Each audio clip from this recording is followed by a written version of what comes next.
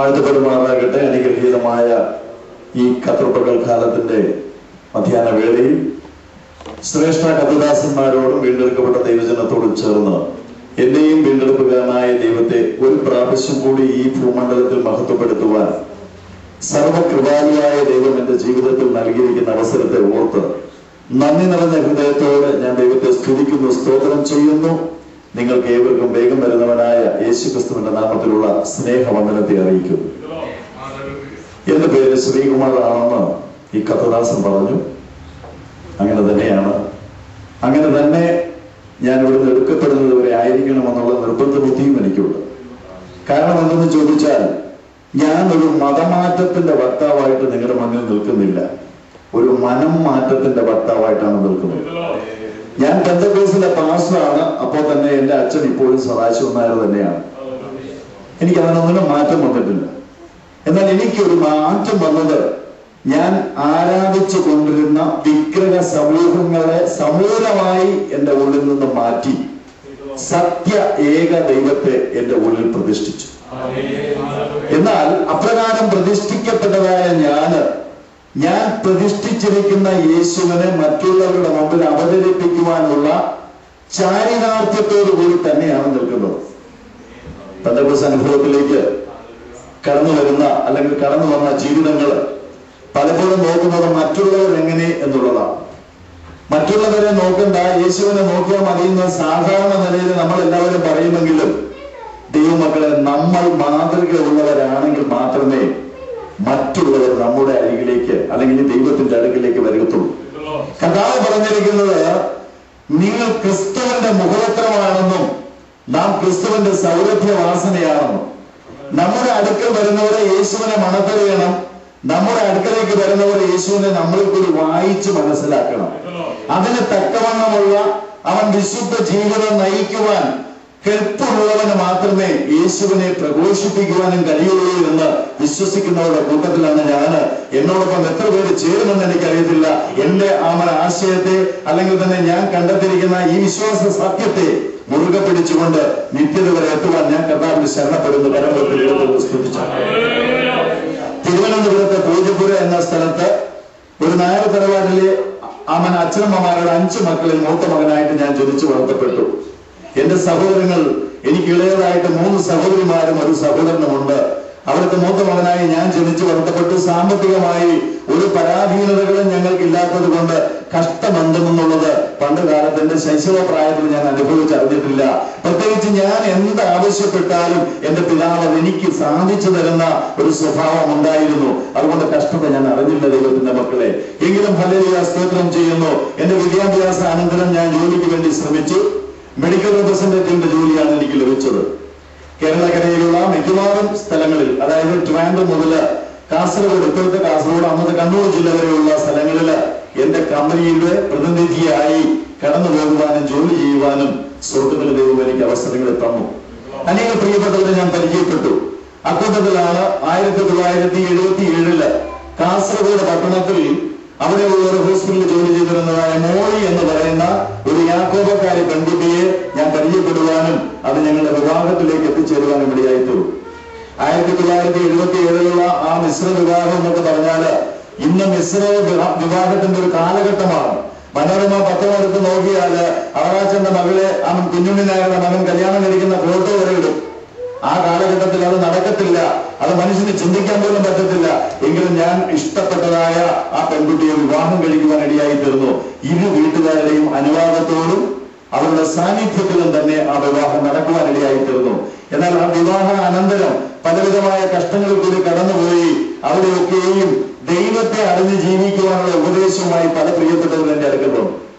എന്നാൽ ഈ നിത്യദൈവത്തെ അല്ലെങ്കിൽ സത്യദൈവത്തെ പിൻപറ്റുവാൻ ഒരു പാരമ്പര്യ വിശ്വാസത്തിലായിരുന്ന എനിക്ക് കഴിഞ്ഞില്ല.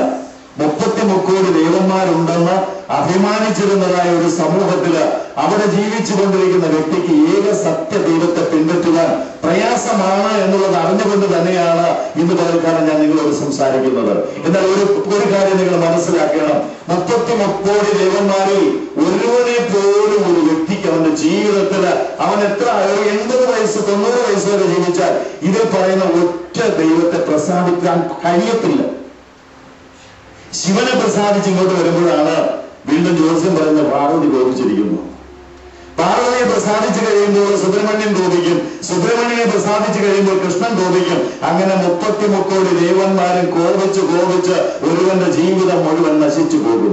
എന്നാൽ ഇന്ന് പകൽക്കാലം നിന്റെ ഹൃദയത്തെ എന്റെ ഈശ്വരന് വേണ്ടി ഒന്ന് കൊടുക്കുവാൻ നീ ഏൽപ്പിച്ചു കൊടുത്താൽ അവൻ നിന്നിൽ പ്രസാദിക്കുകയും നിന്റെ ജീവിതത്തിൽ എന്നല്ല നിത്യതയിലും നിനക്ക് അവന്റെ മുഖം കണ്ട് ആരാധിക്കാനുള്ള അവസരം അവൻ തരികയും ചെയ്യും. കരങ്ങൾ വിസ്തരിച്ചു.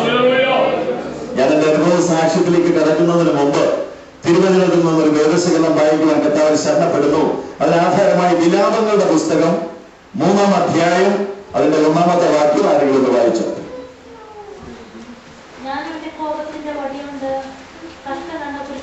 മതി. പരിശുദ്ധ കർത്താവെ ഞങ്ങൾ വായിച്ചു വരുന്നത് തൃക്കരങ്ങളിൽ എത്തിക്കുക. ഈ വിലഹിതമാകുന്ന അടിയൻ നിന്റെ വചനവുമായി നിൽക്കുമ്പോൾ നീ സംസാരിക്കും. അതൊന്ന് ഭൂമിവരപ്പെട്ട ദിനത്തിന്റെ മധ്യത്തിൽ വ്യാപരിപ്പാനും ചില ജീവിതങ്ങൾക്ക് പകൽക്കാല യേശുവിനെ കണ്ടുമുട്ടുവാനും അങ്ങ് മുഖാന്തരമാക്കി തീർക്കണമെന്ന് അവിടത്തോട് പ്രാർത്ഥിക്കുന്നു. നാഥനായ വചനം അങ്ങയുടേതാണ്, ജനം അവിടത്തേതാണ്. അതുമായി നിൽക്കുന്ന ഏഴയായ അടിയും നിന്റേതാണ്. വിക്കനായ മോശയെ കൊണ്ട് ബിലയാമിന്റെ കരുതയെ കൊണ്ട് സംസാരിപ്പിച്ച ദൈവം ഇന്ന് പകൽക്കാലം അടിയുടെ കരങ്ങൾ എടുക്കണമെന്ന് പ്രാർത്ഥിക്കുന്നു. മാനവും മഹത്വം അങ്ങേക്ക് തരുന്നു യേശുവിന്റെ നാമത്തിൽ തന്നെ. ആമേൻ. നമ്മളിവിടെ വായിച്ചത്, ഞാൻ അവന്റെ കോപത്തിന്റെ വടി കൊണ്ട് കഷ്ടം കണ്ട പുരുഷനാകുന്നു. ദൈവത്തിന്റെ മക്കളെ എന്നെ ദൈവം പിൻപറ്റാൻ തുടങ്ങിയിട്ട് വർഷങ്ങളായി. 1977 മോളിയെ പരിചയപ്പെട്ടു. 79 വിവാഹം കഴിഞ്ഞു. അതിനുശേഷം പല സന്ദർഭങ്ങളിൽ ഈ ദൈവത്തെ കുറിച്ച് എന്റെ പ്രിയപ്പെട്ടവർ എന്നോട് പറയുമ്പോൾ ഞാൻ വെറും അല്ലെങ്കിൽ നിസ്സാരമായി അതിനെ തള്ളിക്കളയുവാൻ ഇടയായി തീർന്നിട്ടുണ്ട്.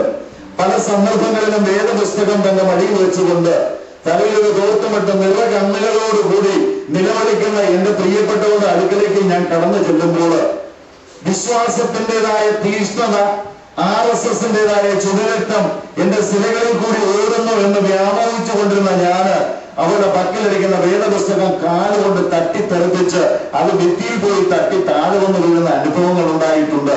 ഒരിക്കലെങ്കിലും ഈ വേദപുസ്തകം നിവർത്തി ഒന്ന് നോക്കുവാൻ നിന്റെ ദൈവത്തിന്റെ ശക്തി ഉണ്ടെങ്കിൽ എന്നെ കൊണ്ട് അത് ചെയ്യിക്കുന്ന വെല്ലുവിളിച്ചതായ ഒരു RSSകാരനെ ഇന്ന് പകൽക്കാലം വേദപുസ്തകം നിവർത്തി വെച്ചുകൊണ്ട് നിങ്ങളോട് ദൂതറിയിക്കാൻ എന്റെ സ്വർഗത്തിലെ ദൈവം രൂപാന്തരപ്പെടുത്തി ചെയ്യുന്നു. ആവർത്തന പുസ്തകം 32-ാം അധ്യായത്തിന്റെ 31 ഇങ്ങനെയുണ്ട്, അവരുടെ പാറ നമ്മുടെ പാത പോലെയല്ല, അതിന് നമ്മുടെ ശത്രുക്കൾ തന്നെ സാക്ഷികളെന്ന്.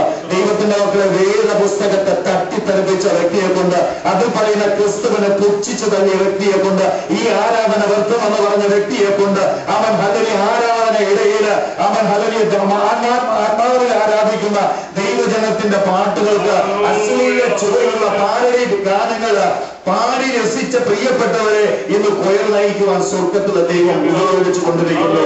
അവൻ ഹല്ലേലൂയ ആരാധന ആലയത്തിലെ വിളക്കിന്റെ വീസ് ഊരിയ വ്യക്തിയെ കൊണ്ട് ഇന്ന് ജനറേറ്റർ കത്തിപ്പ് അവൻ സ്റ്റാർട്ട് ചെയ്യുവാൻ സ്വർഗത്തിലെ ദൈവം ഉപയോഗിച്ചു കൊണ്ടിരിക്കുന്നു. വേദപുസ്തകം തട്ടിത്തെറിപ്പിച്ച വ്യക്തിയെ കൊണ്ട് അത് മാറോട് ചേർത്ത് പിടിച്ചിട്ട് ഇതിൽ പറയുന്ന യേശു മാത്രം ദൈവമെന്ന് പറയുവാൻ സ്വർഗത്തിലെ ദൈവം ചില ജീവിതങ്ങൾ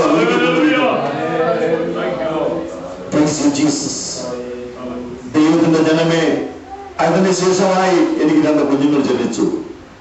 1984 എന്റെ ഭാര്യ മോളിക്ക് ഓപ്പൺ ഹാർട്ട് സർജറി വേണ്ടി വന്നു, ASD ക്ലോസർ.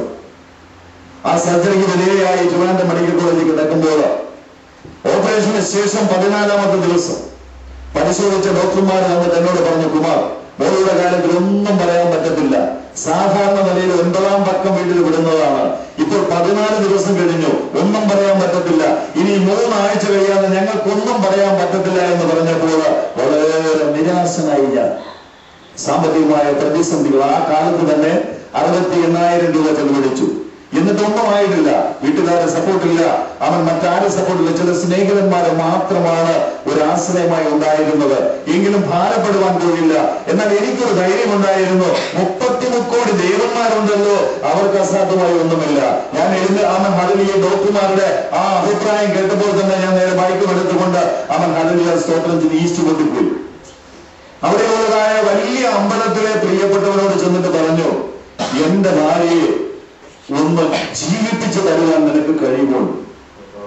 കല്ലുപോലുള്ള ആ ഹൃദയം അലിഞ്ഞില്ല. ആ പ്രിയപ്പെട്ടവന്റെ അവൻ ചുണ്ടൊന്ന് ചലിച്ചില്ല. അഭയാർദ്ദനയുമായി നിൽക്കുന്ന ഭക്തന്റെ മുമ്പിൽ കണ്ണു ചിമ്മി ഒന്നും നോക്കാൻ പോലും കഴിയാതെ വണ്ണം ആ വിഗ്രഹം മിണ്ടാതെ കിടന്നു. എന്താണ് കാരണമെന്ന് നിങ്ങൾക്കറിയുമോ? അന്ന് എനിക്കറിയത്തില്ല, ഇന്ന് എനിക്കറിയാം. 115 സങ്കീർത്തനത്തിന്റെ 4 മുതലുള്ള വായിച്ച 115:4.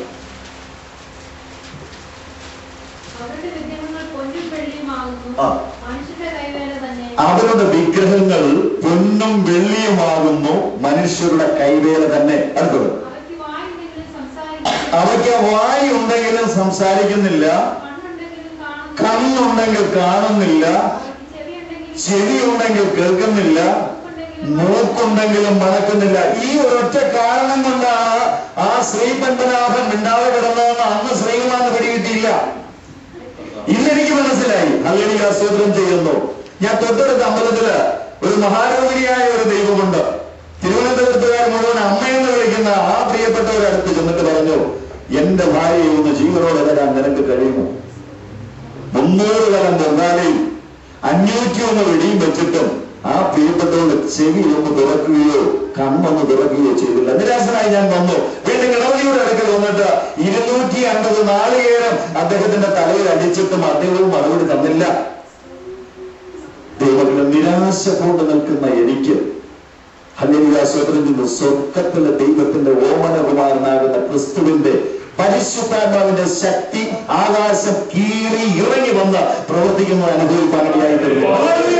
എന്തുകൊണ്ടാണ് ഹൈന്ദവ ദൈവങ്ങൾ അല്ലെങ്കിൽ മറ്റ് വിഗ്രഹങ്ങൾ പരാജിതരാകുന്ന ഇടത്ത് സ്വർഗത്തിലെ ദൈവത്തിന്റെ ഓമനകുമാരനാകുന്ന ക്രിസ്തുവിന്റെ ശക്തി വ്യാപരിക്കുന്നതെന്ന് ചോദിച്ചാൽ നാമൻ 116 സങ്കീർത്തനത്തിന്റെ 2-ാമത്തെ വാക്യം, അവൻ തന്റെ ചെവി എങ്കിലേക്ക് ചായ്ച്ചത് കൊണ്ട് ഞാൻ ജീവകാലമൊക്കെ വിളിച്ചപേക്ഷിക്കും. ഹല്ലേലൂയ. സദാശിവനാരുടെ മകൻ ശ്രീകുമാറും നിസാർ മുഹമ്മദും ഒക്കെ ഈ ദൈവത്തെ വിളിക്കാൻ വന്നതിന്റെ പിന്നിലുള്ള കാരണം എന്തെന്ന് ചോദിച്ചാൽ, ഞങ്ങൾക്ക് വേണ്ടി നിലവിളിച്ചപ്പോൾ തന്നെ ആകാശം കീറി ഇറങ്ങി വന്ന ഒരു ദൈവം ഉണ്ടായിരുന്നു. അതോടെ വായിച്ചോട്ടെ, 12 സങ്കീർത്തനം 6-ാമത്തെ വാക്യം.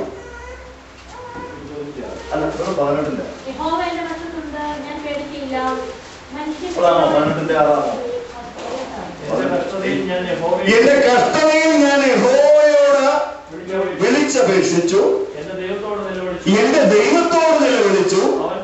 അവൻ തന്റെ മന്ദിരത്തിൽ നിന്ന് എന്റെ അപേക്ഷ കേട്ട് തിരുമുമ്പിൽ ഞാൻ കഴിച്ച പ്രാർത്ഥന അവന്റെ ചെവിയിലെത്തി. വെടിവെച്ചാലും തേങ്ങ ഉടച്ചാലും കേൾക്കാത്ത ദൈവങ്ങൾ ഉള്ള നാട്ടിൽ ഭക്തൻ ഇരിക്കുന്ന ഇടത്തിരുന്നു കൊണ്ട് നിലവിളിച്ചാൽ അവൻ നിലവിളിക്കുന്ന ഇടത്തേക്ക് ഇറങ്ങി വരുന്ന ഒരു ദൈവമുണ്ട്. അവന്റെ പേരാണ് യേശു ക്രിസ്തു. അവന്റെ സന്നിധിയിലാണ് ഇന്ന് പകൽക്കാലം നീ ഉള്ളത്. നീ ഏത് കുടുംബത്തിൽപ്പെട്ട വ്യക്തിയാണെന്നോ, നിന്റെ പേരെന്താണെന്നോ, നിന്റെ മാതാപിതാക്കളുടെ ജാതി എന്തെന്നോ എന്ന് ദൈവം ചോദിക്കത്തില്ല.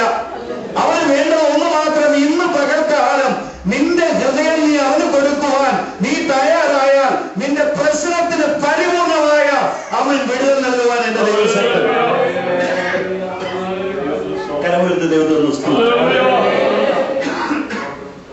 യെശയ്യാ പ്രവാചകന്റെ പുസ്തകം 64-ാം അധ്യായം അതിന്റെ 1-ാമത്തെ വാക്യത്തിൽ ഇങ്ങനെയുണ്ട്, അയ്യോ ജാതികൾ തിരുമുമ്പിൽ വിറയ്ക്കത്തക്കവണ്ണം നിന്റെ നാമത്തെ നിന്റെ വൈരികൾക്ക് വെളിപ്പെടുത്തി കൊടുക്കുവാൻ തീയിൽ ചുള്ളി കത്തുന്നത് പോലെ, തീ കൊണ്ട് വെള്ളം തിളയ്ക്കുന്നത് പോലെ, മലകൾ നിന്റെ മുമ്പിൽ നിന്ന് ഒഴുകി മാറി പോകുന്നത് പോലെ നീ ആകാശം കീറി ഇറങ്ങി വന്നെങ്കിൽ കൊള്ളായിരുന്നു.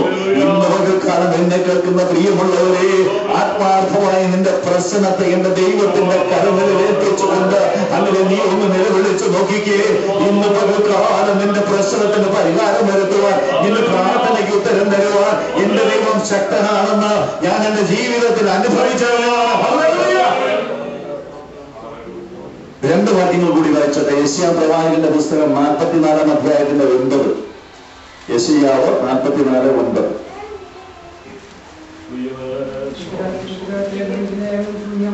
വിഗ്രഹത്തെ നിർമ്മിക്കുന്ന ഏവനും ശൂന്യം, അവരുടെ മനോഹര ബിംബങ്ങൾ ഉപകരിക്കുന്നില്ല, അവരുടെ സാക്ഷികളോ ഒന്നും കാണുന്നില്ല. ഇനി 8-ാം വാക്യം വെച്ചു, ഭയപ്പെടണ്ട, പേടിക്കുകയും വേണ്ട. പണ്ട് തന്നെ ഞാൻ നിന്നോട് പ്രസ്താവിച്ചിട്ടുള്ളയോ നിങ്ങൾ എന്റെ സാക്ഷികളാകും. ഹല്ലേലൂയ, സ്തോത്രം ചെയ്യുന്നു. ജാതികളുടെ ദൈവത്തിന് ഒറ്റ സാക്ഷിയില്ല. സ്വർഗത്തിലെ ദൈവത്തിന്റെ ഓമനത്വത്തിന് അനേക സാക്ഷികളുണ്ട്. കോടിക്കണക്കിന് വിവിധ ജാതി മതത്തിൽപ്പെട്ടവര്, വിവിധമായ സംസ്കാരങ്ങളിലുള്ളവര്, വിവിധ ഭാഷ സംസാരിക്കുന്നവര് നമ്മുടെ കർത്താവിന്റെ സാക്ഷികളാണ് ദൈവത്തിന്റെ മക്കളെ. നിങ്ങളൊക്കെ നാട്ടിൽ പോകുമ്പോൾ ഏതെങ്കിലും കവലയിൽ നടന്നുകൊണ്ട് ഞാൻ 9 തവണ ശബരിമലയിൽ പോയതുകൊണ്ട് രക്ഷിക്കപ്പെട്ടു, അല്ലെങ്കിൽ ശബരിമലയിൽ പോയതുകൊണ്ട് മദ്യപാനം നിർത്തി എന്ന് പറയുന്ന ഏതെങ്കിലും ഒരു വ്യക്തി കണ്ടിട്ടുണ്ടോ? എന്നാൽ ചന്തസ്ഥലത്തും മൈതാനങ്ങളിലും തെരുക്കോണുകളിലും എന്നെ കർത്താവ് വിടുവിച്ചു എന്നുള്ളത് നിങ്ങൾ നാട്ടിൽ ചെന്ന വരുന്നത് വരെയും കവലകളിൽ നിങ്ങൾക്ക് കേൾക്കാനും കാണാനും സാധിക്കും. ദൈവത്തിന്റെ മക്കളെ, ഈ ദൈവത്തിന്റെ സാക്ഷിയുണ്ട്. ഹല്ലേലൂയ, സ്തോത്രം.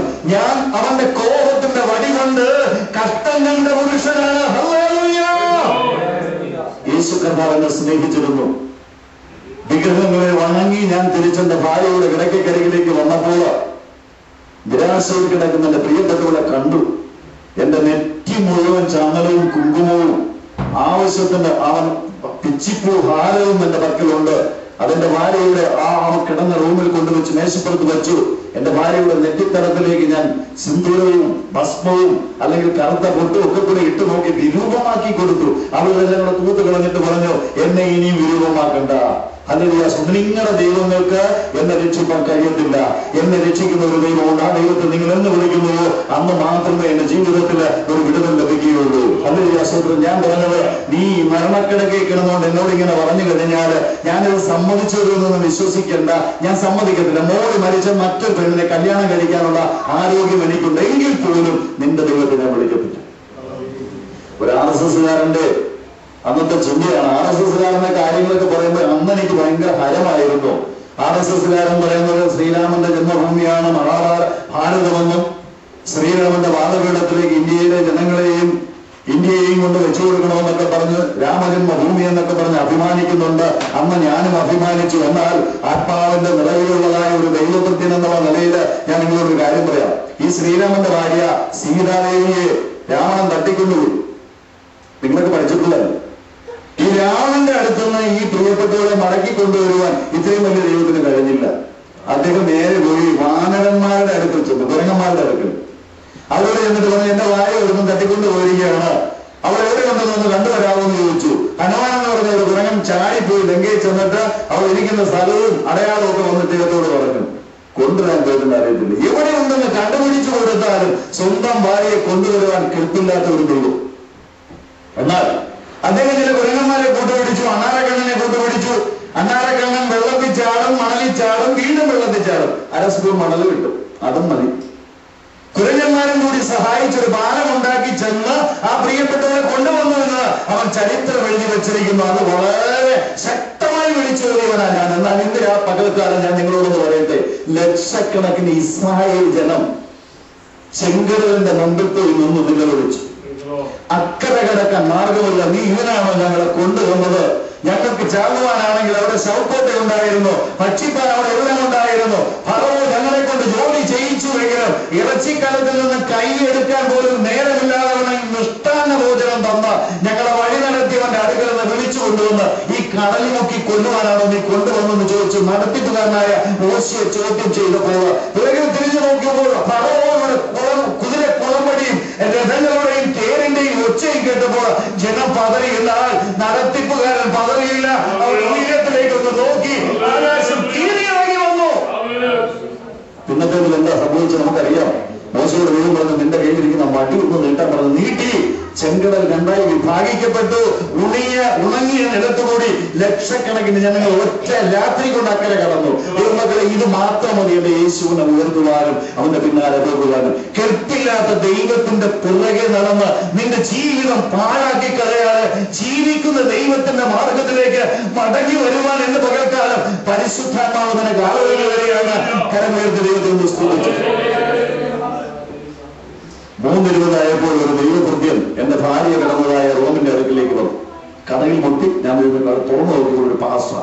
എനിക്ക് പാസ്റ്റർമാരെ ഇഷ്ടമില്ലായിരുന്നു. അതുകൊണ്ട് ഞാൻ അദ്ദേഹത്തോട് പറഞ്ഞു, ദയവായി ഇവിടെ നിന്ന് പോകാൻ. അദ്ദേഹം പറഞ്ഞില്ല, ഞാൻ പോകത്തില്ല സഹോദര, ഞാൻ നിങ്ങളുടെ ഭാര്യയ്ക്ക് വേണ്ടി പ്രാർത്ഥിക്കാൻ വന്നതാ. ഞാൻ പറഞ്ഞു, എന്നേക്കാൾ കൂടുതൽ താല്പര്യം എന്റെ ഭാര്യയോട് നിങ്ങൾക്ക് എന്നാണ്. അവൾ മരിച്ചു പോകണമെങ്കിൽ മരിച്ചു പോകട്ടെ, നിങ്ങൾ പ്രാർത്ഥിച്ച് അവൾക്കൊരു ജീവിതം വേണ്ട എന്ന് പറഞ്ഞ് നിർബന്ധം പറഞ്ഞു. അദ്ദേഹം പ്രാർത്ഥിക്കാനായിട്ട് വീണ്ടും അകത്തേക്ക് വന്നപ്പോൾ അവൻ ഹല്ലേലൂയ സ്തോത്രം ചെയ്തു. RSSന്റെ പാരമ്പര്യം സിരകളിൽ തീർന്നു എന്ന് ഒരു ദുരഭിമാനം പോലെ നടന്ന ഞാൻ ആ ദൈവഭൃത്യന്റെ മുഖമടക്കി അടിച്ചു. 3 പ്രാവശ്യം അദ്ദേഹത്തെ അടിച്ചു.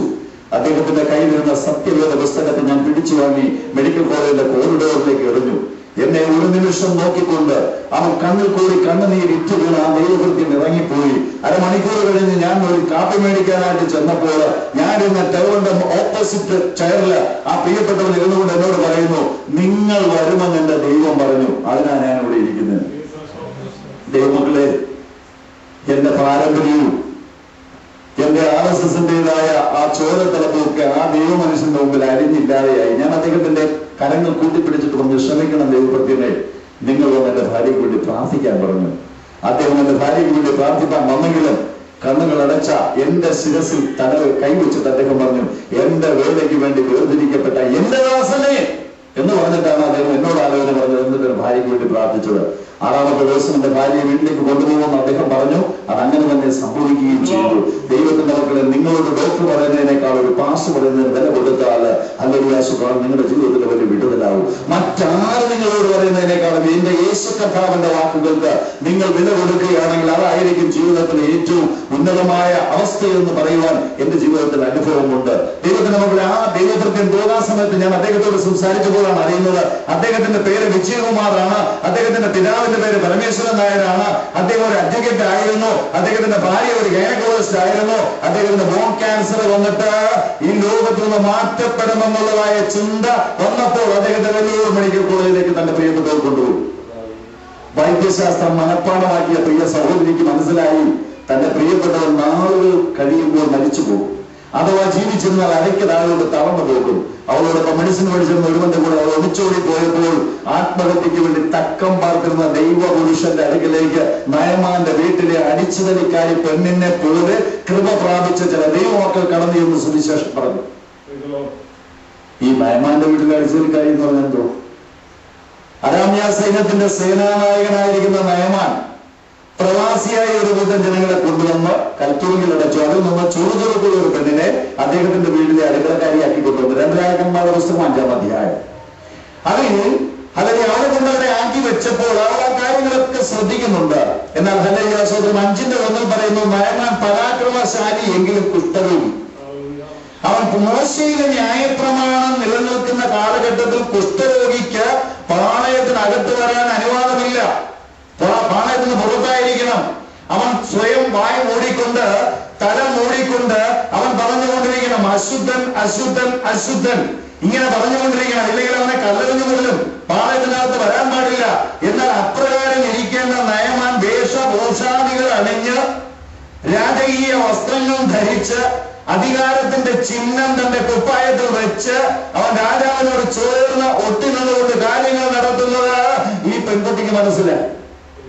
3-ാം വാക്യത്തിൽ ഇങ്ങനെയുണ്ട്, യജമാനൻ ശമരിയയിലെ പ്രവാചകന്റെ അടുക്കലോളം ഒന്ന് ചെന്നെങ്കിൽ അദ്ദേഹത്തിന്റെ കുഷ്ഠം മാറ്റിത്തരാൻ ഞങ്ങളുടെ ദൈവത്തിന് കഴിയുമായിരുന്നു എന്ന് നയമാന്റെ ഭാര്യയുടെ അടുക്കൽ ഈ പെൺകുട്ടി സാക്ഷി പറയുകയാണ്. ദൈവമക്കളെ, വിവിധമായ ജോലികളിലായിരിക്കുന്ന നിങ്ങളോട് ഒരു ദൈവഭൃത്യൻ എന്നുള്ള നിലയിൽ ഞാൻ ചോദിക്കുകയാണ്, നിങ്ങളോടൊപ്പം ജോലി ചെയ്യുന്ന പ്രിയപ്പെട്ട ആ സഹോദരിമാരുടെ കണ്ണുനീരിന്റെ കാരണം ഇന്ന് വരെ നിങ്ങളൊന്ന് നൽകിയിട്ടുണ്ടോ?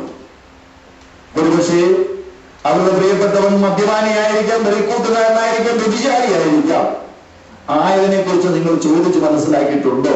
ഒരുപക്ഷെ ചോദിച്ച് മനസ്സിലാക്കിയാലും നമ്മൾ സാധാരണ ചെയ്യുന്നത് എന്താണെന്ന് വെച്ചാൽ, ഇന്നയിടത്തെ ഇന്ന സിസ്റ്ററിന്റെ ഹസ്ബൻഡ് അവൻ മദ്യപാനിയാണ് അല്ലെങ്കിൽ ഇന്നയാണെന്ന് പറഞ്ഞ് നമ്മൾ പ്രൊപ്പഗണ്ട കൊടുക്കുന്നല്ലാതെ അവർക്കൊരു മോചനത്തിന്റെ വഴി നമ്മൾ പറഞ്ഞു കൊടുക്കത്തില്ല. ഇന്ന് പകൽക്കാലം എന്നെ കേൾക്കുന്ന സഹോദരിമാരെ, നിങ്ങൾക്കൊരു തീരുമാനമെടുക്കണം. ആ നയമാന്റെ വീട്ടിലെ അടിച്ചുതലിക്കാരി പെണ്ണിനെ പോലെ ഞാൻ കണ്ടുമുട്ടുന്ന സഹോദരിമാരുടെ കണ്ണുനീരിന്റെ കാരണം ഇന്നു മുതൽ ഞാൻ തിരക്കിയിട്ട് അവരുടെ കാരണത്തിന് പരിഹാരം വരുത്തുന്ന യേശു കർത്താവിന്റെ അടുക്കലേക്ക് ഞാൻ അവരെ കൊണ്ടുവരും. ഈ തീരുമാനം നിങ്ങൾ ഇന്ന്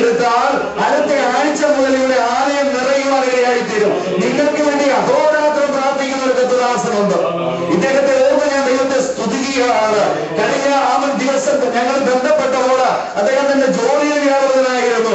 അത് കഴിഞ്ഞ് മണിച്ചപ്പോൾ ഓൺലൈൻ പ്രേയറിലായിരുന്നു. അവൻ വീണ്ടും 2 മണിക്കൂർ പോലും വിശ്രമമില്ലാതെ ആ പ്രിയ കത്തുദാസൻ എന്ന് ഈ സഭായോഗം നടത്താൻ കടന്നു വന്നു. ഇത്രത്തോളം അനുഗ്രഹിക്കപ്പെട്ടതായ ഒരു ദൈവവൃത്തിയുള്ള ആലയത്തിലേക്ക് വ്യക്തി ജീവിതങ്ങളെ കൂട്ടിവരുത്തുവാൻ സഹോദരി സഹോദരന്മാരെ നിങ്ങൾ തയ്യാറായാൽ ഈ ആലയത്തിൽ കാലുവെച്ച സമയത്ത് ഞാൻ പറഞ്ഞു 75ഓളം ആത്മാക്കളെ അവൻ കണ്ടുകൊണ്ട് നിങ്ങൾ ആരാധിക്കാൻ പോകുന്നു എന്ന് പറഞ്ഞപ്പോൾ അത് അന്വർത്ഥമാക്കുവാൻ നിങ്ങൾക്ക് കഴിയുമെന്ന് ഞാൻ വിശ്വസിക്കുന്നു. എത്ര പേർക്ക് നിങ്ങൾ ഒന്നും ചെയ്യണ്ട. നിങ്ങളോടൊപ്പം ഇടപെടുന്ന വ്യക്തി ജീവിതത്തിന്റെ കണ്ണുനീരിന്റെ കാരണമെന്ന് തിരക്കുക. അവർ പറയുന്ന കാരണം എന്തു തന്നെയായാലും അതിന് പരിഹാരമുണ്ടെന്ന് പറയുക നിങ്ങൾക്കൊരു തന്റെ ഇടം ഉണ്ടാകണം. ഹല്ലേലൂയ. നിങ്ങൾ കൂട്ടിക്കൊണ്ടുവരണം. ഒരുപക്ഷെ ക്യാൻസർ ആണ്, ഒരുപക്ഷെ TV ആണ്, അവൻ ബ്രെയിൻ ട്യൂമറാണ്, ഏത് രോഗമായിക്കോട്ടെ നിങ്ങൾ ഞെട്ടണ്ട. നിങ്ങൾ ദൈവത്തിന്റെ അടുക്കലേക്ക് വന്നാൽ മതി.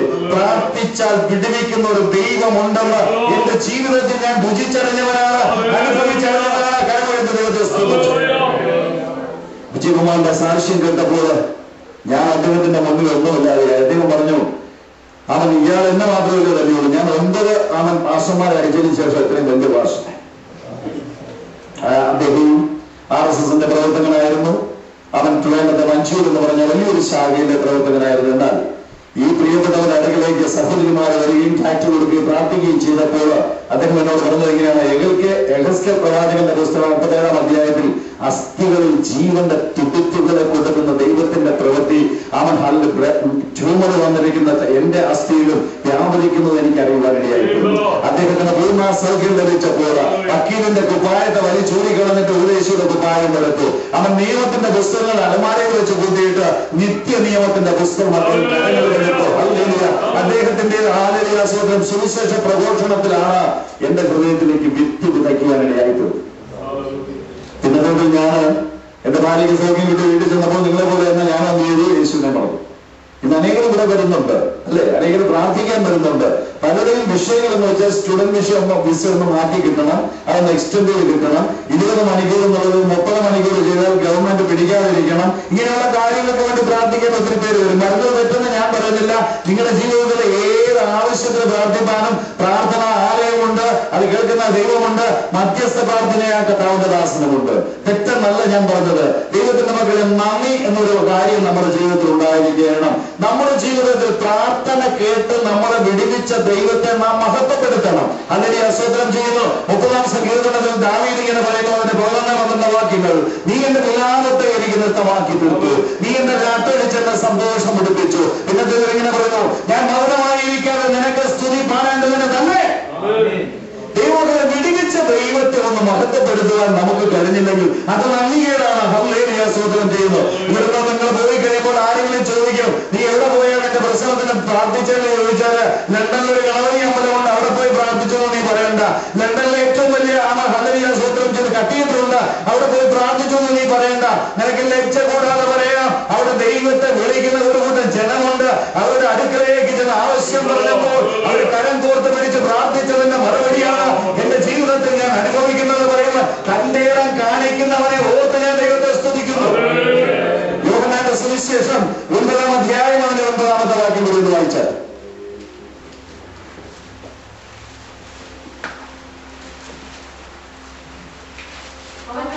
അവൻ തന്നെയോ എന്ന് ചിലരും, അല്ല അവനെ പോലെ ഉള്ളവനെന്ന് മറ്റു ചിലരും പറഞ്ഞു. അടുത്തത്, ഞാൻ തന്നെ എന്ന് അവനും പറഞ്ഞു. ദൈവത്തിന്റെ മക്കളെ, ഞാൻ രക്ഷിക്കപ്പെട്ട് സ്നാനപ്പെട്ടതിന് ശേഷം എന്റെ സ്വദേശമാകുന്ന പൂജപ്പുര ബസ് ഇറങ്ങി കഴിഞ്ഞപ്പോൾ അവിടെ 3 കട അടുത്തെടുത്തു.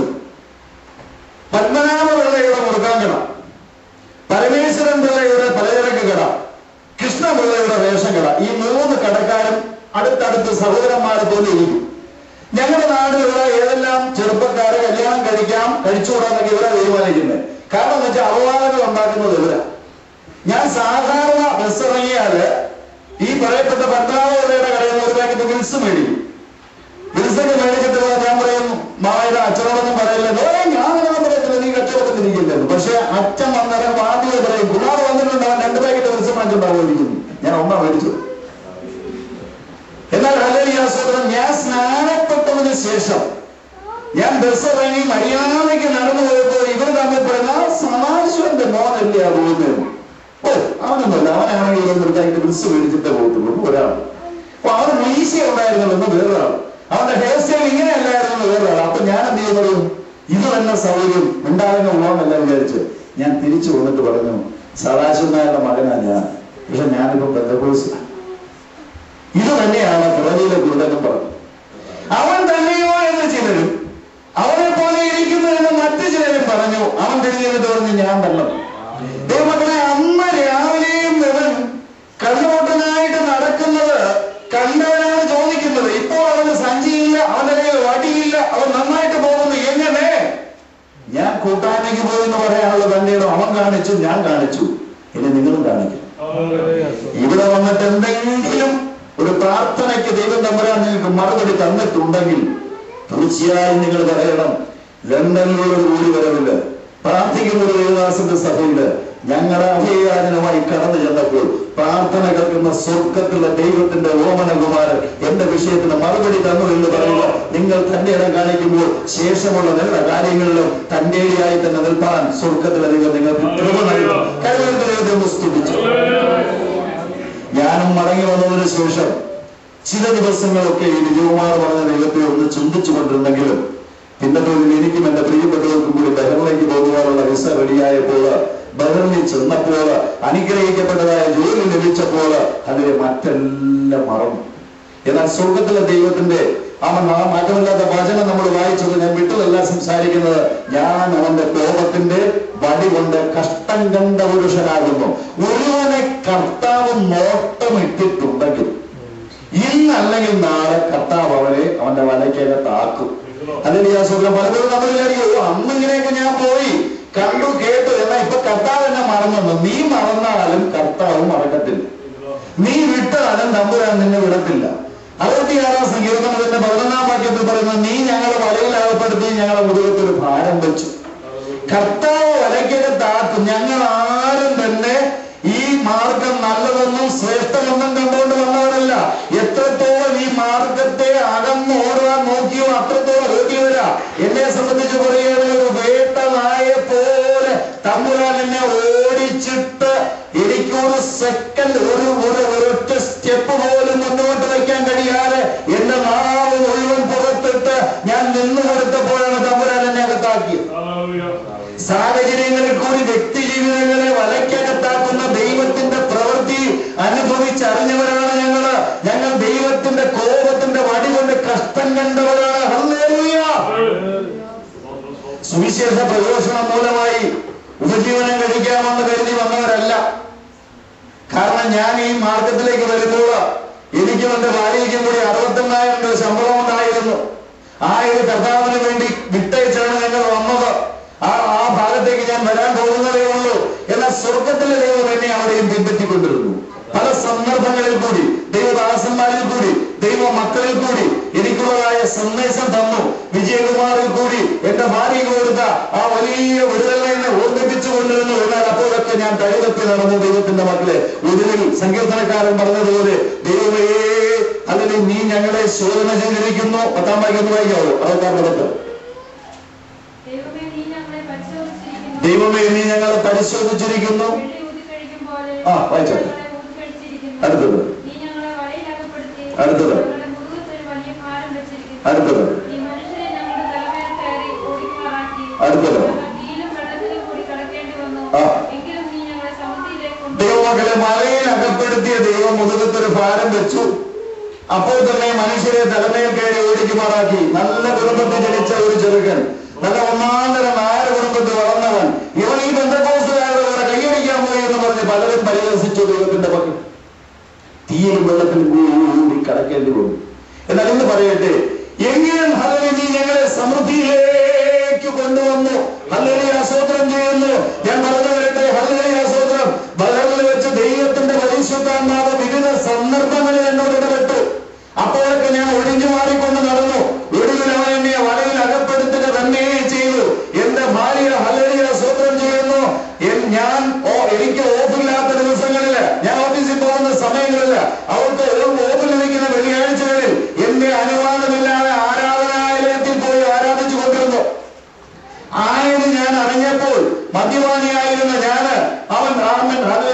കൂട്ടുകാരനായിരുന്ന ഞാന് വാഹനം എടുത്തുകൊണ്ട് ആരാധനാ സ്ഥലത്ത് ചെന്ന് ആരാധിച്ചു കൊണ്ടിരിക്കുന്ന ദൈവജനത്തിന്റെ മധ്യത്തിൽ നിന്നുകൊണ്ട് എന്റെ ഭാര്യയുടെ മുടിക്കുത്തിന് പിടിച്ച് വലിച്ചഴച്ച് വീട്ടിൽ കൊണ്ടിട്ട് പൂട്ടിയിട്ട ദിനങ്ങളുണ്ട് ദൈവത്തിന്റെ മക്കളെ.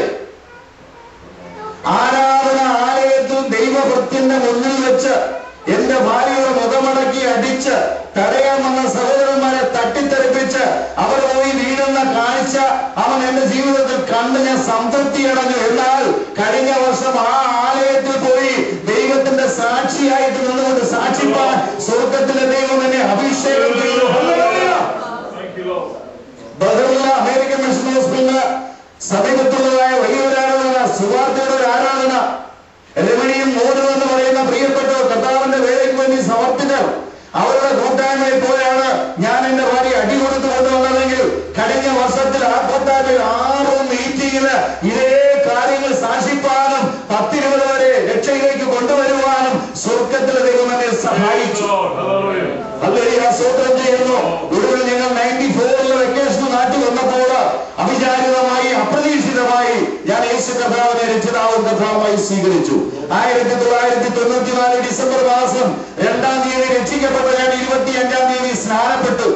സ്നാനപ്പെട്ടതിന്റെ 21-ാമത്തെ ദിവസം എന്റെ മാതാവ് അത്യാസന്ന നിലയിലാണെന്നുള്ള സന്ദേശം ലഭിച്ചപ്പോൾ ഞാനും എന്റെ പ്രിയപ്പെട്ടവരും കുഞ്ഞുങ്ങളും കൂടി ട്രിവാൻഡ്രത്ത് പോയി. അമ്മയെ മെഡിക്കൽ കോളേജിൽ പോയി കണ്ടു. അമ്മയെ ചികിത്സിച്ച ഡോക്ടറെ കണ്ടു. ഈ രാത്രി കഴിയത്തില്ലെന്നുള്ള അദ്ദേഹത്തിന്റെ നിഗമനം അവൻ ഏറ്റെടുത്തുകൊണ്ട് ഞാൻ നിന്നു. ദൈവമക്കളെ പറയട്ടെ, എത്ര കഴിഞ്ഞപ്പോൾ ഒരു അഭിഷിക്ത ദൈവത്തിന്റെ ദാസൻ എങ്ങു നിന്ന് ഓടി വന്നിട്ട് എന്നെ തോട്ട് തട്ടിയിട്ട് എന്നോട് പറയുകയാണ്, ഏറിയ വെള്ളങ്ങൾ പ്രേമത്തെ കെടുത്താൻ പോരാ, നദികൾ അതിനെ മുക്കിക്കളയുകയില്ല, ഉറച്ചു നിന്നോളാം. ഞാൻ പറഞ്ഞു എന്റെ അമ്മയ്ക്ക് വേണ്ടി പ്രാർത്ഥിക്കുക. അദ്ദേഹം പറഞ്ഞു അമ്മയ്ക്ക് പ്രാർത്ഥിക്കാൻ നിയോഗമില്ല, മോനെ ഉറപ്പിക്കാനാണ് വന്നത്. ആ രാത്രി 1:20 എന്റെ അമ്മ മരിച്ചു. അമ്മയുടെ ശവശരീരം 3:30 എന്റെ കുടുംബത്തിൽ തറവാട്ടിൽ കൊണ്ടുചെന്നു. ദൈവമക്കളെ 3:20 തറവാട്ടിൽ ബോഡി എത്തിയപ്പോൾ മുതൽ എന്റെ കുടുംബത്തിലെ പ്രിയപ്പെട്ടവരും എന്റെ സഹോദരങ്ങളും പിതാവും മാത്രമല്ല ദേശനിവാസികളാകുന്ന RSSകാരും NSSകാരും കൂടി ഒരു ഡിമാൻഡ് മാത്രമാണ്: 10 മണിക്ക് ഫ്യൂണറൽ തെക്കാട് ശ്മശാനത്ത്. സ്ത്രീകുമാർ തന്നെ കർമ്മം ചെയ്യണം, സ്ത്രീകുമാർ തന്നെ ചെറുക്ക് തീ കൊടുക്കണം, സ്ത്രീകുമാർ തന്നെ 16 ദിവസം ഇവിടെ താമസിച്ചുകൊണ്ട് ബലിയിടണം. ഒരു ദൈവവേദന പറ്റുന്ന കാര്യമാണ്. പെന്തക്കോസ്ത് വിശ്വാസത്തിൽ വന്ന് സ്നാനപ്പെട്ട വ്യക്തി ജീവിതങ്ങൾ മാമോദിസയ്ക്ക് ചോർന്നാൻ പോകുന്നത് എതിർക്കുന്ന ഉപദേശിയല്ല. നൂല് കെട്ടണം താലി കെട്ടണം പോകുന്നത് എതിർക്കുന്നവരല്ല. 21 ദിവസം മാത്രം പ്രായമുള്ള ഞാൻ ഹല്ലേലൂയ സ്തോത്രം ചെയ്യുന്നു. എന്റെ അമ്മയുടെ മരണക്കിടക്ക് കരയിൽ നിന്നുകൊണ്ട് പറഞ്ഞു, വിശ്വാസത്തിന് വേണ്ടി ഇറങ്ങി തിരിച്ചവനാണ് ഞാൻ. പ്രമാണം വിട്ടുള്ള ഒരൊറ്റ പരിപാടി ഞാൻ ചെയ്യത്തില്ല എന്ന് എന്റെ പിതാവ് കോപിച്ചു, എന്റെ സഹോദരങ്ങൾ കോപിച്ചു, എന്റെ സമൂഹം കോപിച്ചു. അവരെന്നെ അവൻ വളരെ വെറുക്കൂട്ടുകാരനെന്ന് എണ്ണി. സ്വന്തം മാതാവിന്റെ ഉദരത്തെ മാനിക്കാത്ത വ്യക്തി എന്ന് പറഞ്ഞ് എന്നെ നിന്ദിച്ചു. പലരും എന്നോട് പറഞ്ഞു, പെറ്റ തള്ളയ്ക്ക് വേണ്ടി കർമ്മം ചെയ്യാത്ത ഇവൻ അവൻ നികൃഷ്ട ജന്തുവാണെന്നവർ എന്റെ മുഖത്ത് നോക്കി പറഞ്ഞു. ഞാൻ പറഞ്ഞു, ഹല്ലേലൂയ, 9 മാസം എന്നെ ചുമന്നു നിന്ന് പ്രസവിച്ച അമ്മയോട് എനിക്ക് ബഹുമാനമുണ്ട്. എന്നാൽ എന്റെ അമ്മയുടെ ഉദരത്തെ പിണ്ടാകാരമാകുന്നതിന് മുമ്പ് അവന്റെ വേലയ്ക്ക് വേണ്ടി എന്നെ വിളിച്ച ഒരു ദൈവമുണ്ട്. അവനാണ് ഫസ്റ്റ് പ്രിഫറൻസ്. 10 മണിക്കുള്ള ഫ്യൂണറൽ വൈകുന്നേരം 4 മണിക്ക് മാറ്റി. നിങ്ങൾക്കറിയുമ്പോൾ ഒരു ഹൈന്ദവന്റെ വീട്ടിലെ മരണം നടന്നാൽ എങ്ങനെയെങ്കിലും ഒന്ന് നടക്കണമെന്ന് മോർച്ചറിയിൽ ഒന്നും വയ്ക്കത്തില്ല. എന്നാൽ ദൈവത്തിന്റെ മക്കളെ 4 മണി വരെ ബോഡി വീണ്ടും വെച്ചോളൂ. ഈ സമയത്ത് വരുന്ന ബന്ധുക്കളും സ്നേഹിതരുമൊക്കെ എന്നെ വളരെ മോശമായ നിലയിൽ ഇടപെട്ടുകൊണ്ടുവന്നു. RSSകാരന്റെ വീടിന്റെ മൊത്തത്തിന്റെ പട്ടിയെ പോലെ തല്ലി. ഞാൻ സമ്മതിച്ചില്ല ദൈവത്തിന്റെ മക്കളെ. എന്തുകൊണ്ട് സമ്മതിച്ചില്ല? വായിച്ചട്ടെ, 119 സംഗീതത്തിന്റെ 4, 5, 6.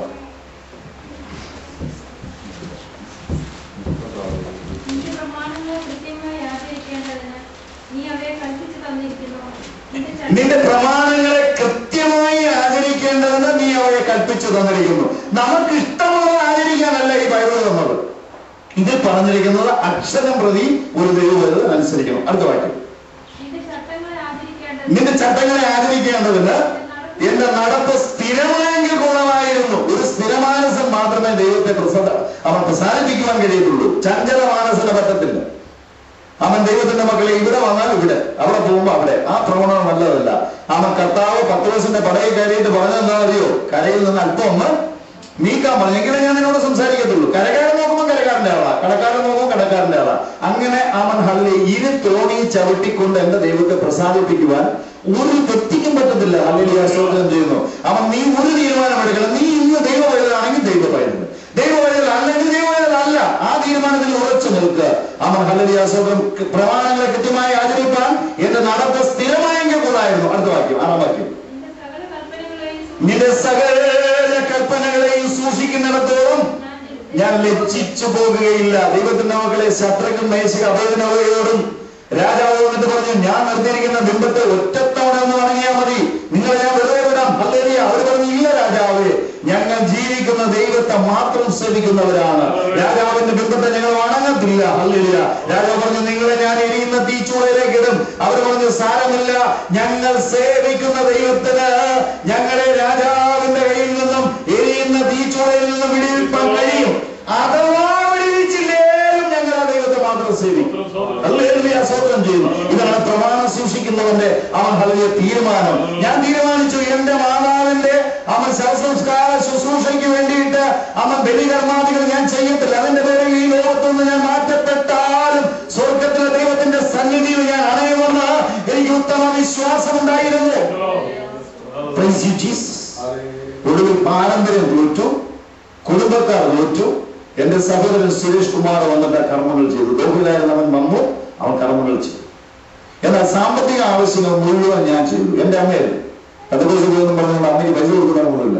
അങ്ങനെ ചിലർ ചോദിച്ചിട്ടുണ്ട്. എന്റെ പൈസ പോയി കഴിഞ്ഞാൽ പിന്നെ സമുദായത്തിലുള്ള അപ്പനും അമ്മയ്ക്കും പൈസ കൊടുക്കത്തില്ല, മറ്റ് ഏതെങ്കിലും കൂട്ടായ്മയിൽ നിന്ന് വന്ന ആളാണെങ്കിൽ ആൾ കൊടുക്കത്തില്ല. അങ്ങനെയല്ല പറയുന്നത്. അതെല്ലാം കൊടുക്കണം, പക്ഷെ നീ അവരെ ആരെയൊക്കെ അടിമയാകരുതെന്നേ ഉള്ളൂ.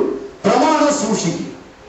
ഞാൻ എന്റെ അമ്മയുടെ എല്ലാ കാര്യങ്ങൾക്കും വേണ്ടി പൈസ കൊടുത്തു. എന്നാൽ അന്ന് രാത്രിയില് എന്റെ പിതാവും കുടുംബത്തിലുള്ള പ്രിയപ്പെട്ടവരും ചേർന്ന് എന്നെയും എന്റെ ഭാര്യ മോളെയും 2 കുഞ്ഞുങ്ങളെ പടി അടച്ച് പിണ്ടം വെച്ചു. അന്ന് രാത്രി ഇറക്കി വിട്ടു. ഗത്യന്തരമില്ലാതെ ഞങ്ങൾക്ക് ഇറങ്ങാനേ പറ്റത്തുള്ളൂ. കുറച്ച് തുണിയൊക്കെ ആയിട്ട് ഞങ്ങൾ ഇറങ്ങി തമ്പാനൂർ റെയിൽവേ സ്റ്റേഷനിൽ നിന്ന് ഞങ്ങൾ പരസ്പരം ചിന്തിച്ചു തീരുമാനമെടുക്കാം. ദൈവത്തോട് ചോദിച്ചപ്പോൾ ദൈവം എന്നോട് പറഞ്ഞത്, നീ ഒരു കാര്യം ചെയ്യും, വീടും പോയി വീട്ടുകാരും പോയില്ലേ, ഇനി ജോലിയും കൂടെ റിസൈൻ ചെയ്തേ. ബഹറിലുണ്ടായിരുന്ന എന്റെയും മോളുടെയും ജോലി ഞങ്ങൾ റിസൈൻ ചെയ്തു. ചെങ്ങന്നൂർ വന്നൊരു വീട് വാടകയ്ക്ക് ബൈബിൾ കോളേജിൽ പഠിക്കാൻ പോയി. ഷാരോൺ ഫെലോഷിപ്പിന്റെ ബൈബിൾ കോളേജിലെ BTH പഠിക്കുവാൻ 40ാമത്തെ വയസ്സിൽ ഞാൻ പോയി. ദൈവത്തിന്റെ മക്കളെ പഠിച്ചു. 1ാം വർഷം ഞാൻ ബൈബിൾ കോളേജിൽ പഠിച്ച് എന്റെ പരീക്ഷ എടുക്കുന്ന സമയത്ത് എന്റെ ഭാര്യ മോളുടെ വലത് ബ്രസ്റ്റിൽ ഒരു നമ്പർ പരിശോധനകൾ കൊണ്ട് എത്തിച്ചത് ട്രിവാൻഡ്രം മെഡിക്കൽ കോളേജിൽ. അവിടുന്ന് വീണ്ടും അയച്ചത് RCCയിൽ. RCCയിലെ ബയോപ്സിയിൽ കിട്ടിയ റിസൾട്ട് എന്റെ ഭാര്യക്ക് carcinoma breast. Doctor Krishnanath sir എന്നെ വിളിച്ചിട്ട് പറഞ്ഞു, ഇവിടെ ഒരു കാര്യം ചെയ്യും, ബ്രസ്റ്റ് റിമൂവ് ചെയ്തിട്ട് കീമോതെറാപ്പി സ്റ്റാർട്ട് ചെയ്യും. ഞാൻ സാറേ, ഞാൻ അതിനായിട്ട് ഇപ്പൊ തയ്യാറാകുന്നില്ല, ഞാൻ പോവാം. തിരിച്ച് ഞങ്ങൾ തമ്പാനൂർ റെയിൽവേ സ്റ്റേഷനിൽ വന്നപ്പോൾ എന്റെ ഇളയ പെങ്ങളെ ആരുടെ വിളിച്ച് പറഞ്ഞു, ഇങ്ങനെ നാട്ടിൽ ഇങ്ങനെ അസുഖമുണ്ട്, ബ്രദറൊക്കെ വന്നിട്ടുണ്ട്, വളരെ നിരാശയായി പോയി. അവൾ വീട്ടിൽ വന്നിട്ട് എന്നോട് പറഞ്ഞു, പെട്ടെന്ന് വീട്ടിലോട്ട് പോകാൻ അച്ഛനോട് പറഞ്ഞിട്ട് ഞാൻ ശരിയാക്കി തരാം, ഒരു കാര്യം ചെയ്യാം, അമ്മ മരിച്ചെങ്കിലും അമ്മയുടെ അസ്ഥി ഞാൻ എന്റെ വീട്ടിലായിരിക്കുന്നത്, അസ്ഥിപ്പരവിൽ വന്നിട്ട് അണ്ണൻ വിളക്കൊക്കെ കൊളുത്തി ഒരു പട്ടൊക്കെ കൊണ്ടിട്ട് കഴിഞ്ഞാൽ അമ്മയെ ഒന്ന് ക്ഷമിക്കും, രോഗം ഒന്ന് മാറുമോ? പ്രൈസല്ലോ. ഞാൻ പറഞ്ഞത് അമ്മയ്ക്ക് രോഗശാന്തി ഉണ്ടാകുന്ന ഒറ്റ അറ്റാക്ക് കൊണ്ട് അമ്മ മരിക്കുമായിരുന്നു. അമ്മ മരിച്ചല്ലോ, ഇനി ഒരു കാര്യം ചെയ്യും, ഞാൻ ജീവിക്കുന്ന ദൈവത്തെ വിളിക്കുന്നവരാണ്, ഒരു വിടുതലിന്റെ സാക്ഷ്യമായി നിന്റെ വീട്ടിൽ ഞാൻ ഒരു ദിവസം വരുമെന്ന് ഞാൻ അറിയിച്ചു. 21 ദിവസം ദിവസങ്ങളിൽ ഉപവസിച്ചു ദൈവം. എന്നോടൊപ്പം ബൈബിൾ കോളേജിൽ പഠിക്കുന്നവരും പഠിപ്പിക്കുന്നവരും എന്നെ സ്നേഹിക്കുന്നതുമായ ദൈവമക്കള് ചെങ്ങന്നൂരിന്റെ പ്രദേശത്തുള്ളവര് അവൻ എനിക്ക് വേണ്ടി എന്റെ ഭാര്യയ്ക്ക് വേണ്ടി പ്രാർത്ഥിച്ചു. 19ാമത്തെ ദിവസത്തിൽ ഞങ്ങൾ വീണ്ടും കോട്ടയത്ത് ചെന്നപ്പോൾ 2 ദിവസം കഴിഞ്ഞ് അവൻ റിസൾട്ടിന് വേണ്ടി ചെല്ലാൻ പറഞ്ഞു. 21ാമത്തെ ദിവസം എന്റെ ഉപവാസം തീരുന്ന ദിവസം ഞാനും എന്റെ പ്രിയപ്പെട്ടവരും കൂടി കോട്ടയം മെഡിക്കൽ കോളേജിലെ പത്തോളജി ഡിപ്പാർട്ട്മെന്റിൽ ചെന്ന് എന്റെ ഭാര്യയുടെ ടെസ്റ്റ് റിസൾട്ട് മേടിച്ചപ്പോൾ ടെസ്റ്റ് പെൻഡിങ്. എന്റെ ഭാര്യയ്ക്ക് ക്യാൻസർ. എല്ലാവർക്കും വ്യക്തമാക്കി തീർത്ത് സന്തോഷം പഠിപ്പിച്ച എന്റെ ദൈവത്തിന്റെ സന്നിധിയിൽ ഞാൻ എങ്ങനെ മൗനമായിരിക്കും? ഞാൻ അവന്റെ സാക്ഷിയാകുവാൻ തന്നെ തീരുമാനിച്ചു. ഹല്ലേലൂയ. 9 തവണ മാസീവ് അറ്റാക്ക് വന്നവനാണ് ശ്രീകുമാർ പാസ്റ്റർ. ഇപ്പൊ നിങ്ങൾ എന്നെ നോക്കിയാൽ 210-110 ആയിരിക്കും BP. എന്നാൽ സ്വർഗത്തിലെ ദൈവത്തിന്റെ കൃപയിൽ ആശ്രയിച്ചുകൊണ്ട് 2 ആൻജിയോഗ്രാം റിസൾട്ടുകൾ എന്റെ കയ്യിലുണ്ട്. എന്റെ കൊറോണറി ആർട്ടറി ബ്ലോക്കാണ്. ഹല്ലേലൂയ. സ്തോത്രം ചെയ്യുന്നു. അവൻ മാത്രമല്ല, ഹല്ലേലൂയ സ്തോത്രം, ഞാനൊരു ഹൈപ്പർ ടെൻസീവ് ആണ്, ഹല്ലേലൂയ CAD എന്ന വൈദ്യശാസ്ത്രം മുദ്ര കൂട്ടിയിരിക്കുന്ന തന്നിരിക്കുകയാണ്. അവൻ ഒത്തിരി മരുന്നുകൾ, അവന് 1800 രൂപയുടെ മരുന്ന് ഒരു മാസം പ്രിസ്ക്രൈബ് ചെയ്തിട്ടുണ്ട്.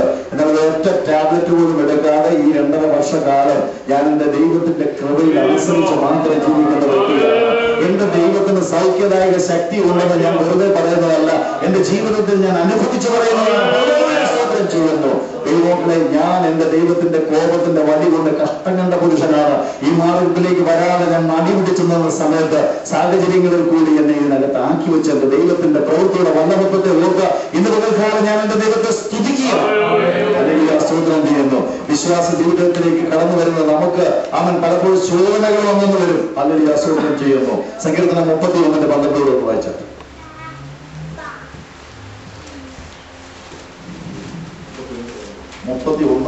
മരിച്ചുപോയവനെ പോലെ എന്നെ മറന്നു കളഞ്ഞിരിക്കുന്നു, ഞാൻ ഒരു ഉടഞ്ഞ പാത്രം പോലെ ആയിരിക്കുന്നു. ദൈവത്തിന്റെ മക്കളെ, നാം ഒരു ഉടഞ്ഞ പാത്രം പോലെ ആയിരിക്കുന്നു എന്ന് എന്റെ മുതൽക്കാലം നമ്മൾ വായിച്ചു. പലപ്പോഴും വിശ്വാസ ജീവിതത്തിൽ തീഷ്ണതയോടെ നിൽക്കുന്ന നമ്മെ തകർത്ത് കളയുവാൻ പിശാച് തന്ത്രം വരും.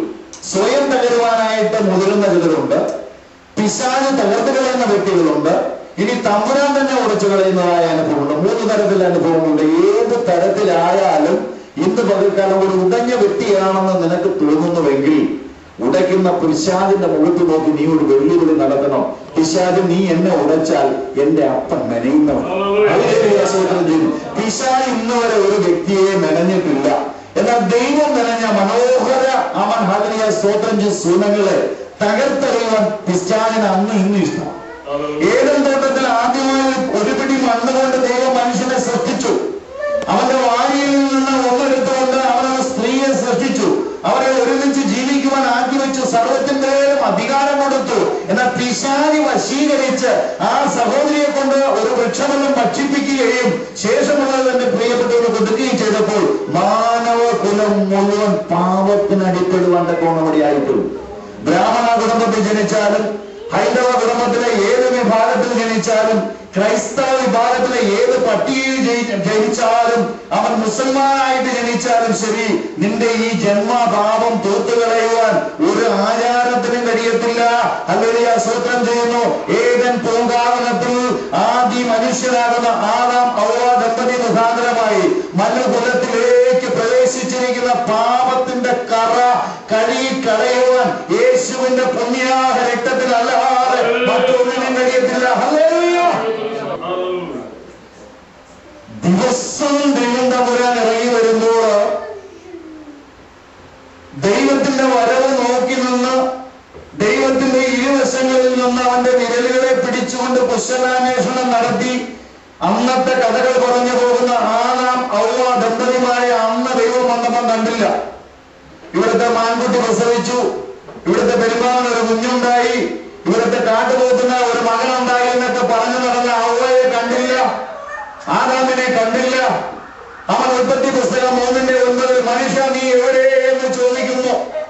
മനുഷ്യനെ ദൈവം വിളിക്കുകയാണ്.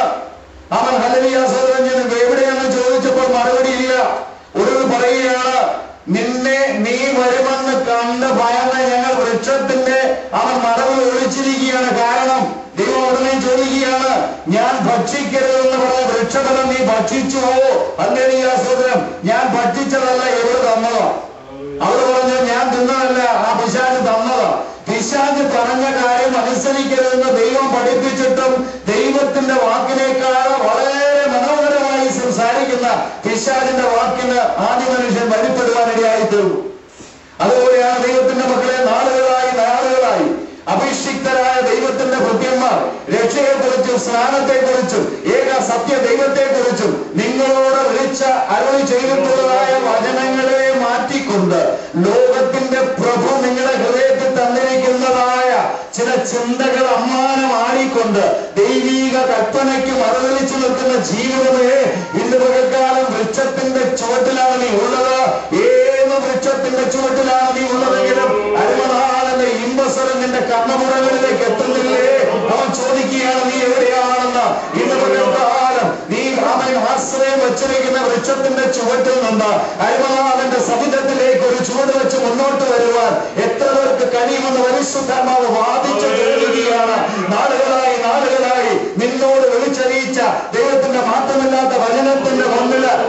നിന്ന ജീവിതമേ ഇന്ന് പകൽക്കാലം നിന്നോട് വാദിക്കുകയാണ്, നിന്നോട് വിലപേശുകയാണ്. പാപക്കറ നിന്നിൽ നിന്ന് കഴുകിക്കളയുവാൻ ദൈവപുത്രന്റെ അവൻ ഹല്ലേലൂയ രക്തത്തിന് കഴിയുമെന്ന് അല്ലെങ്കിൽ ഇന്ന് പകൽക്കാലം നീ മനസ്സിലാക്കും. മറ്റൊരുത്തങ്ങളും രക്ഷയില്ല. നാം രക്ഷിക്കപ്പെടുവാൻ ആകാശത്തിന് കീഴേ അവൻ ഹല്ലേലൂയ ഭൂമിക്ക് മുകളിൽ നൽകപ്പെട്ട വേറെ ഒരു നാമവുമില്ല. യേശു എന്ന നാമം മാത്രം. ഈ ഭൂലോകം മുഴുവൻ അതിന് ഉത്തരമായി മുഴങ്ങിക്കൊണ്ടിരിക്കുമ്പോൾ രക്ഷകനായ കർത്താവിന്റെ കൽപ്പന പ്രമാണിക്കാൻ ഇന്ന് കേൾക്കാൻ ചില ജീവിതങ്ങളോട് പരിശുദ്ധമായി വാദിക്കുക. അല്ലെങ്കിൽ നിനക്ക് പറയുവാൻ ഒരു കുടുംബ ശ്രേഷ്ഠതയുണ്ട്, നിനക്ക് പറയുവാൻ ഒരു പാരമ്പര്യമുണ്ട്. പാരമ്പര്യത്തിന് തരുവാൻ കഴിയാത്തത്, കുടുംബ ശ്രേഷ്ഠതയ്ക്ക് തരുവാൻ കഴിയാത്തത്, നിത്യജീവന്റെ അവകാശവും നിത്യതയിലേക്കുള്ള പ്രവേശനവും തരുവാൻ കഴിവുള്ള ഏക സത്യദൈവത്തിന്റെ പരിശുദ്ധാത്മാവ് ഇന്ന് നിന്നോട് വാദിക്കുമ്പോൾ ഈ നിത്യനായ ദൈവത്തിന്റെ സന്നിധിയിൽ രക്ഷയുടെ സന്തോഷം അനുഭവിച്ചറിയുവാൻ നിന്നെ ദൈവം നമ്മളെ മാടി വിളിക്കുകയാണ്. Praise you, Jesus. Praise you, Jesus. Hallelujah. സ്തോത്രം ചെയ്യുന്നു. ദൈവത്തിന്റെ മക്കളെ ഈ നിത്യ ദൈവത്തെ ഒന്ന് പിൻപറ്റുവാൻ എത്ര പേർക്ക് പകൽക്കാലം താല്പര്യം? സമയം മുന്നോട്ട് പോവുകയാണ്. പരിശുദ്ധാത്മാവിന്റെ ഹൃദയത്തിൽ ഒരു പ്രേരണ തന്നതുകൊണ്ട് മാത്രമാണ് ഞാനിപ്പോൾ ഇങ്ങനെ ഒരു ഭാഗത്തിലേക്ക് വന്നിരിക്കുന്നത്. കഴിഞ്ഞ ദിവസങ്ങളിലൊക്കെ കടന്നു വന്ന പ്രാർത്ഥനയിൽ വിവിധമായ ആവശ്യങ്ങൾ നിരത്തി വെച്ച് വിടുതൽ പ്രാപിച്ച ദൈവജനമേ, നീ യേശുവിനെ രക്ഷിതാവും കർത്താവുമായി സ്വീകരിച്ചിട്ടുണ്ടോ? ഈ നിമിഷം വരെയും കർത്താവിനെ രക്ഷിതാവായി സ്വീകരിക്കാൻ കഴിയാതെ പോയി. എന്നാൽ ഇന്ന് പകൽക്കാലം ദൈവവചനം കേട്ടപ്പോൾ ഈ യേശുവിനെ എന്റെ ജീവിതത്തിൽ രക്ഷിതാവായി വേണമെന്ന് താല്പര്യമുള്ള ആരെങ്കിലും ഇന്ന് എന്നെ കേൾക്കുന്ന നിങ്ങൾ കരമുയർത്തിയാൽ നിങ്ങളുടെ വിലാസമാണ് നിങ്ങൾക്ക് വേണ്ടി പ്രാർത്ഥന. ആരെങ്കിലും ഉണ്ടെങ്കിൽ ഒന്ന് കൈവരുത്തി. ഞാൻ നാളുകളായി രക്ഷയുടെ സന്തോഷം അനുഭവിച്ചറിയുന്ന വ്യക്തിയാണ്. എന്നാൽ സ്നാനത്തിന് വേണ്ടി ഇതുവരെയും എനിക്ക് അവസരം ലഭിച്ചിട്ടില്ല. ഇന്നും ഞാൻ അതിനായി ഒരുങ്ങി വന്നിട്ടില്ല. എന്നാൽ കർത്താവ് എന്നോട് പറയുന്ന ഏത് നിമിഷവും ഞാൻ അതിനായി എന്നെ സമർപ്പിക്കാമെന്ന ഒരുക്കമുള്ളവർ ആരെങ്കിലും ഉണ്ടെങ്കിൽ കരമുയർത്തി ദൈവത്തെ പുസ്തകം. സ്തോത്രം ചെയ്യും. ദൈവത്തിന്റെ മക്കളെ, ദൈവത്തിന്റെ മാറ്റമില്ലാത്ത വചനം നമ്മുടെ ഇടയിലേക്ക് മുടങ്ങിക്കൊണ്ടിരിക്കുകയാണ്. ഹല്ലേലൂയ, സ്തോത്രം ചെയ്യുന്നു. പലപ്പോഴും ഞാനും നിങ്ങളും ഹല്ലേലൂയ സ്തോത്രം ചെയ്യുന്നു. ദൈവത്തിൽ നിന്നുള്ള അനേകം നന്മകളെ പ്രാപിച്ചവരാണ്. ഹല്ലേലൂയ സ്തോത്രം. പിശാച് നമ്മളെ ഉടച്ചു കളഞ്ഞ അനുഭവങ്ങൾ നമ്മുടെ ജീവിതത്തിലുണ്ട്. പിശാച് ഉടയ്ക്കുന്നതിന് മുമ്പ് തന്നെ ദൈവം തന്നെ ശോധന ചെയ്യുവാൻ ഉടയ്ക്കുന്നുണ്ട്. ഇരമ്യാ പ്രവാചകന്റെ പുസ്തകത്തിൽ ഇരമ്യാവനോട് ദൈവം കുശവന്റെ വീട്ടിലേക്ക് ചെല്ലുവാൻ പറയുന്നു. അവിടെ ചെല്ലുമ്പോൾ അവൻ കുശവന്റെ കയ്യിൽ ഇരുന്നു കൊണ്ട് ഒരു പാത്രം ഉടഞ്ഞു പോകുന്നു. കുശവൻ അവനെ വലിച്ചെറിഞ്ഞു കളയാതെ മറ്റൊരു മാനപാത്രമാക്കി മെനയുന്നത് ഇരമ്യാവിനെ കാണിച്ചു കൊടുത്തു. ദൈവത്തിന്റെ മക്കളെ, അവൻ സദൃശവാക്യം 25:4 പറയുന്നു, വെള്ളിയിൽ നിന്ന് കീടം നീക്കിക്കളഞ്ഞാൽ തട്ടാൻ ഒരു ഉരുപ്പടി കിട്ടുമെന്ന്. ഞാനൊരു കീടമുള്ള വെള്ളിയായിരുന്നു.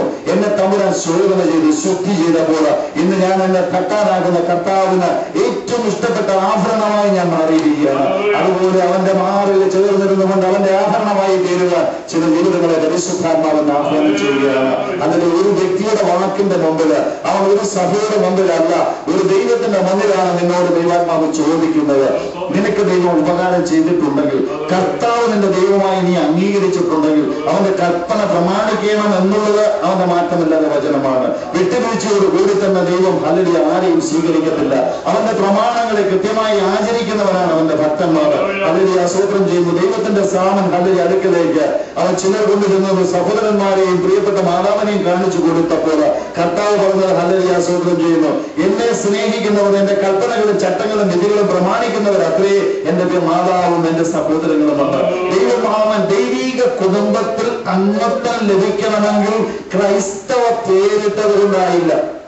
ഏതെങ്കിലും പള്ളിയില് അല്ലെങ്കിൽ നിന്റെ പേര് അവരുടെ രജിസ്റ്ററിൽ ഉണ്ടായത് കൊണ്ടായില്ല.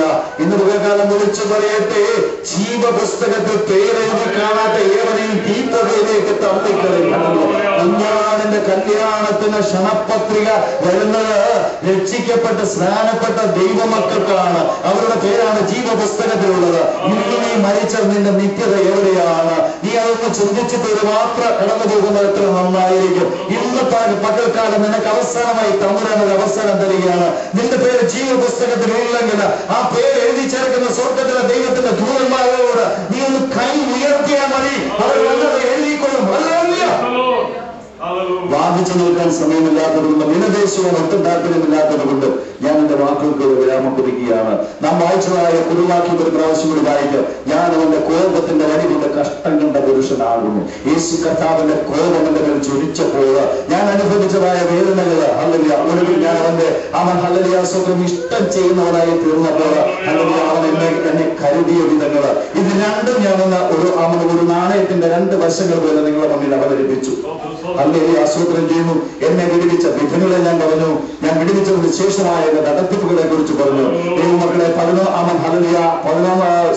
12 വർഷത്തിന് മുമ്പ് അടിച്ചിറക്കിയ എന്റെ പ്രിയ പിതാവ് എനിക്കിന്ന് ദൈവം തന്ന മനോഹര ഭവനത്തിൽ കഴിഞ്ഞ ദിവസം ഒരു പ്രതിഷ്ഠ നടത്തിയപ്പോൾ അദ്ദേഹം വന്നു. നിറകണ്ണുകളോട് ദൈവഭൃത്യന്മാർ സംസാരിച്ചതെല്ലാം കേട്ടുകൊണ്ട് എന്റെ പിതാവ് സംതൃപ്തിയോടെ പറഞ്ഞത് എന്നോടൊപ്പം ഒന്ന് പാർക്കണം. ദൈവത്തിന്റെ മക്കളെ അച്ഛൻ മനസ്സിലായി എന്റെ മകൻ ഇറങ്ങി തിരിച്ച മാർഗം നല്ലത്, അവൻ പിൻപറ്റിയിരിക്കുന്ന വിശ്വാസം നല്ലത്. ഈ മാർഗത്തിലുള്ളവർക്ക് ദുർനടപ്പില്ലല്ലോ. ഹല്ലേലൂയ സ്തോത്രം ചെയ്യുന്നു. ഈ മാർഗത്തിലുള്ളവരെ പോയി സ്നേഹിക്കാൻ പഠിച്ചവരാണ്. ഹല്ലേലൂയ സ്തോത്രം ചെയ്യും. ദൈവത്തിന്റെ മക്കളെ എന്റെ നാമത്തിൽ അപ്പനെയോ അമ്മയോ വസ്തുവോ വീടോ എന്തെങ്കിലും നഷ്ടപ്പെട്ട അതെല്ലാം 10 മടങ്ങ് തരുമെന്നുള്ള ദൈവത്തിന്റെ വചനം എന്റെ ജീവിതത്തിൽ അനർത്ഥമായി. ഹല്ലേലൂയ സ്തോത്രം ചെയ്യുന്നു.